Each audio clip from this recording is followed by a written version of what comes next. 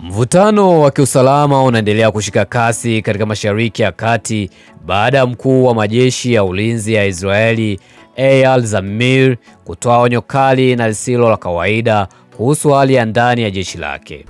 Akizungumza katika kikao kizito cha Baraza la Usalama, kiongozi huyo wa Israel Defense Force alieleza kwa msisitizo kuwa jeshi hilo linakabiliwa na changamoto kubwa ya upungufu wa askari, hali ambayo inaweza kuhatarisha uwezo wake wa kuendelea na operesheni za kijeshi kwa ufanisi.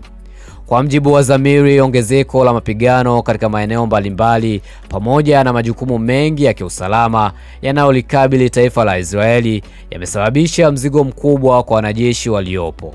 Hali hiyo imeongeza utegemezi kwa askari wa akiba ambao kwa sasa wamekuwa wakirejeshwa kazini mara kwa mara bila kupumzika vya kutosha.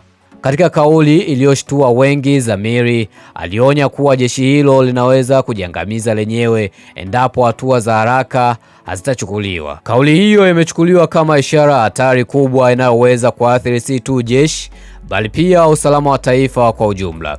Ripoti zinaeleza kuwa mkuu huyo aliwasilisha kile alichokiita alama 10 za hatari mbele ya mawaziri, akielezea kwa kina dalili za uchovu, kupungua kwa morali na ukosefu wa rasilimali watu ndani ya jeshi.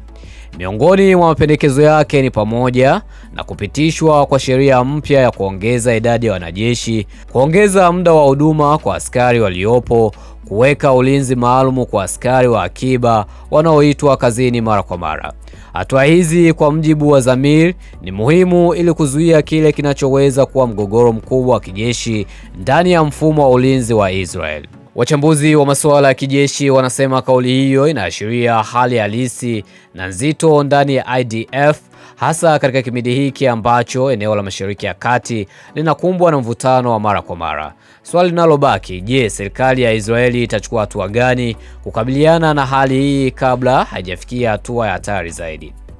Bana, mtazamo wako ni hapo chini, sema comment, dondosha hapo chini, utakometisha sana. Mr. Barrow, that's my name. Ugelita crash show dada, utakoje kosea na utakoje potea. See you another time.